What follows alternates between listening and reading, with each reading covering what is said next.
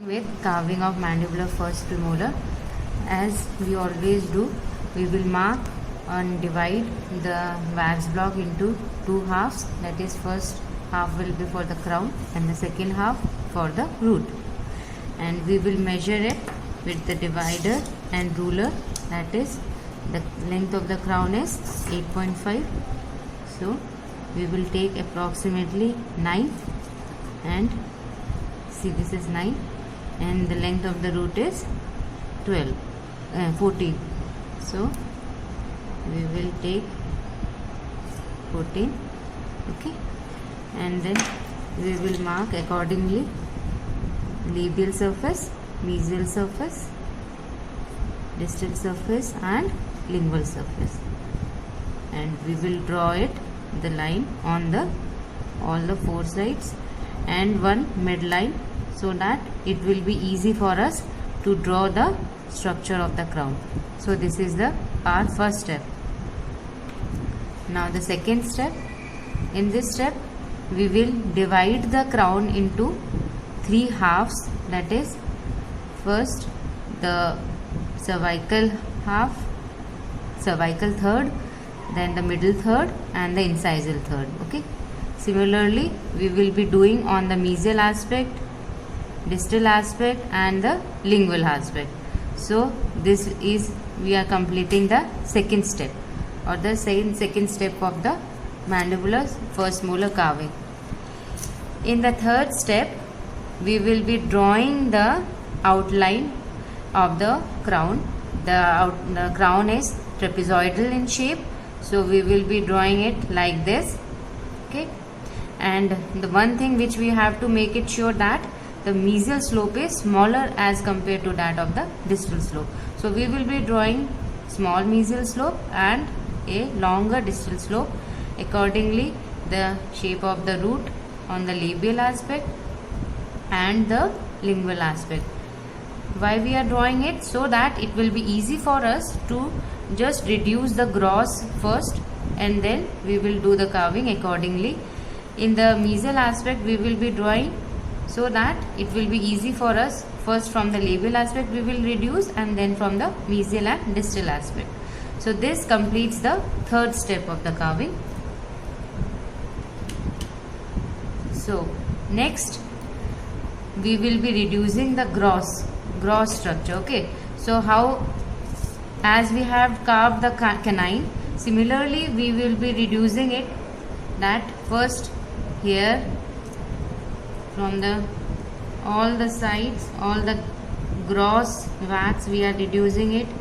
Okay, so that it will be easy for us to do it like this. Same as that of the canine, we have to make the labial ridge prominent. Okay, so here in the fourth step of carving we have reduced it grossly on all the sides. See, the midline is still present, we haven't removed the midline. This is the fourth step of carving. In the fifth step we will be reducing it like this on the mesial side and the distal side by making the labial ridge prominent. The mesial slope is shorter as compared to that of the distal slope. See, okay. Similarly we will be reducing from the lingual aspect like this. In the mandibular first premolar, the buccal cusp is larger as compared to that of the lingual cusp. The lingual cusp is residual cusp or non-functional. So as we have reduced it like this, now see the shape, it is almost like that of the canine. Okay, and one thing we have to make it sure that since it is a mandibular premolar, so it is slightly inclined, the crown is slightly inclined lingually. Okay, so in the next step we will be reducing it like this, that is from the tip, so that one slope is created this here and so it will appear as if the crown is inclined lingually. Okay, like this.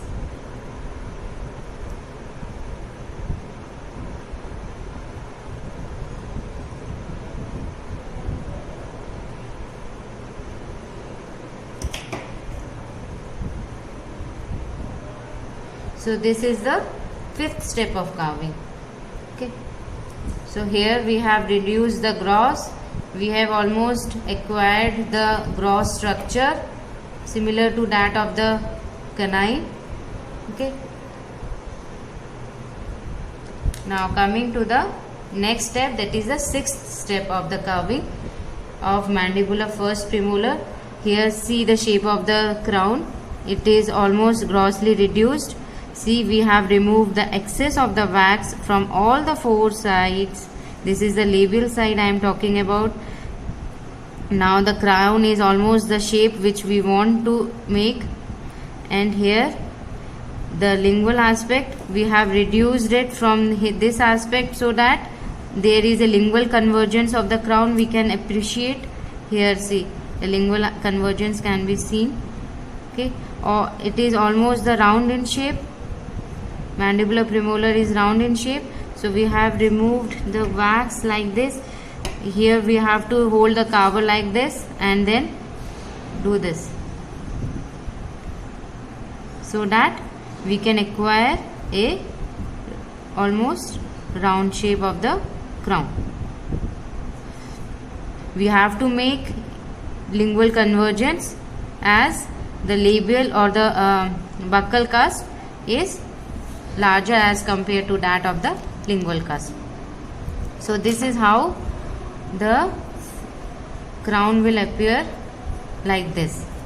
So this is the sixth step of the carving, in which we have reduced the wax on all the sides. We have made the labial ridge prominent. This is the mesial slope, this is the distal slope, and a smaller lingual cusp. Okay, so this is the tooth which we can see. In this step we have to mark the occlusal. Now we will be starting the occlusal aspect, the carving of occlusal aspect. So we will be dividing the occlusal aspect into equal parts, that is from the midline. See, we will be dividing like this, one half. Why we have divided it? Just to make here the ridges, that is the labial ridge and the lingual ridge, so that there won't be any disturbance while making the ridge. So here we have divided the occlusal aspect. So this is the sixth step of the carving. In the seventh step, we have to make a ridge, prominent ridge, like this. So how we will be reducing, or how we will be removing the wax? See, in this we have to hold the carver like this. This is the labial or the buccal cusp. Then I have removed the wax like this. We have to just remove we have to leave 0.5 mm on both the mesial and distal marginal ridge, so that there will be a prominent mesial and distal marginal ridge present. I am removing like this. Here also on other side I am removing like this. Okay, like this.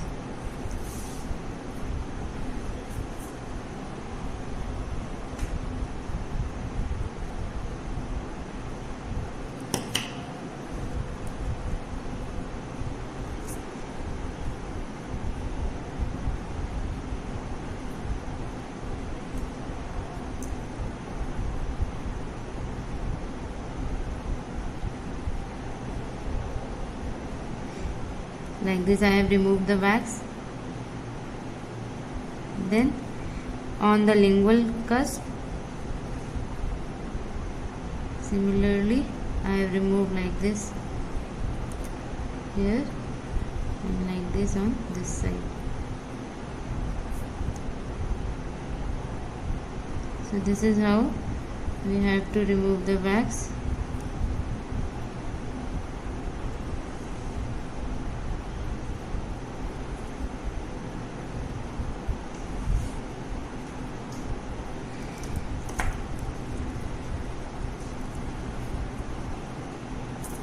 Okay.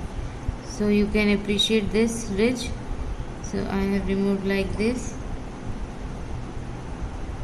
on this side, like this on this side, and again on the lingual side I have removed it like this. Okay, so finally how we will see the cusp, it is like this. Okay, this is the buccal cusp with this ridge. This is the lingual cusp, small lingual cusp with the small ridge. Okay, this is the mesial triangular ridge, distal triangular ridge. So this is how we are making the crown, the occlusal surface. Then here one thing is that from the mesial aspect we will be getting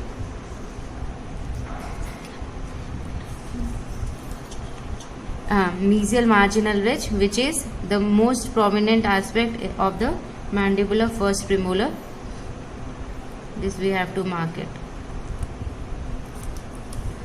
Then this completes the occlusal aspect. With the we are completing the occlusal aspect and the crown. Now we will be starting with that of the root.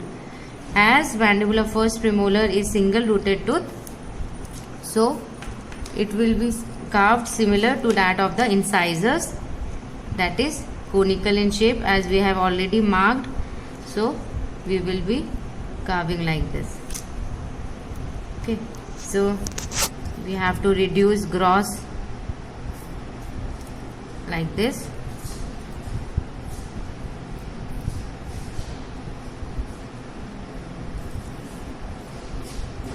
We have to reduce the gross structure.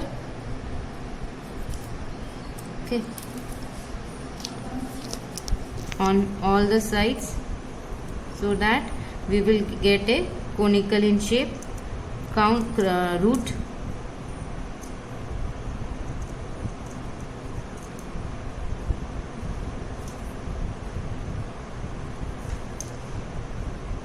Rounding off the root.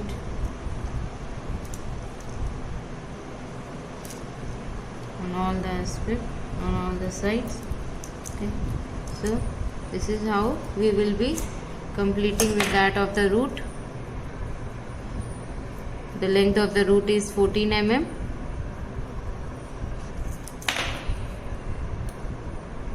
Which is slightly distally tilt. We have to mark the cervical line, and we need not to mark it with the carver. See, we have to just reduce the wax from the below the crown, so that automatically we will be getting the beautiful cervical line like this. See, okay, so this I have reduced it.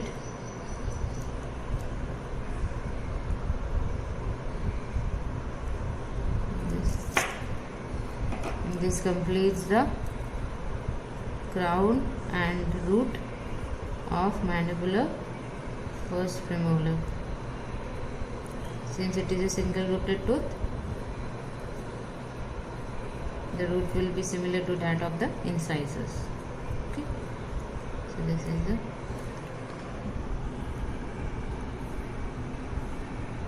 on the sides. So this is the 7th step and the 8th. Okay, so this completes the 8 steps of carving of mandibular first premolar.